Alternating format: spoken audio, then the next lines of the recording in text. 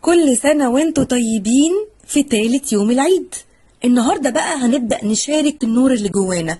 سبسكرايب للقناة، فعلوا زر الجرس وما تنسوش الشير. شوية نصايح النهاردة بقى جميلة قوي. نبدأ نطلع كل حاجة حلوة جوانا، نبدأ نطلعها للناس اللي حوالينا. ما هو ما ينفعش كده نفضل قاعدين وخلاص، لأ، لازم نعمل حاجة حلوة. نتصل بقى أي شخص بينك وبينه سوء تفاهم، مش عايزة أقول خصام، ماشي بينك وبينه خصام، ونبدأ صفحة بيضة جديدة. دي حاجة لنفسك وللناس اللي حواليك. المسامحة يا جماعة مش ضعف، دي حرية نفسية حقيقية بتبدأ تاخد قرار فيها وتنفذها. حاجة جميلة قوي، جربوها وعلى ضمانتي. تاني حاجة، هات حد انت بتحبه واحضنه وخده جوه حضنك كده وقول له العيد ملوش طعم من غيرك. ده دايما للناس اللي هم اهالينا والناس القريبه مننا قوي. اللمسه الحنونه يا جماعه دواء صامت، بيطمن القلب وبيطمن الروح وبيهدي البني ادم اللي حواليك.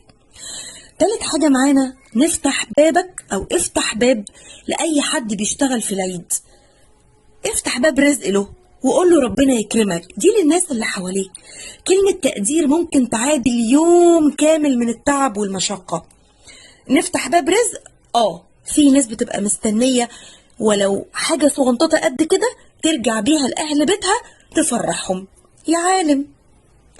رابع حاجة معانا، اطمن على حد مريض أو كبير في السن. ده طبعا للمجتمع اللي حوالينا. الزيارة الحلوة بتداوي أكتر من الدواء أوقات كتير قوي قوي قوي قوي.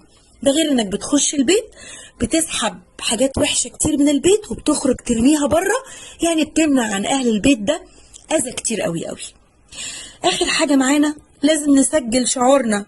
طبعا مش هنعدي اليوم كده بالساهل، لا طبعا لازم نكتب ايه اللي فرحنا اليوم ده، ودي حاجة لنفسك تاخدها كده حاجات إيجابية في حياتك. التدوين أو الكتابة بتخزن لحظات الامتنان اللي انت بترجع تسترجعها تاني على مدار اليوم، وبيرجعك لها وقت ما تحتاج. لأن انت وقت ما بتيجي تقرأ اللي انت كتبته ده انت بترجع تبقى حاسس انك معتز بنفسك ومبسوط بإنجازاتك وثقتك بنفسك بتعلى أكتر. كل سنة وانتم طيبين، باي باي.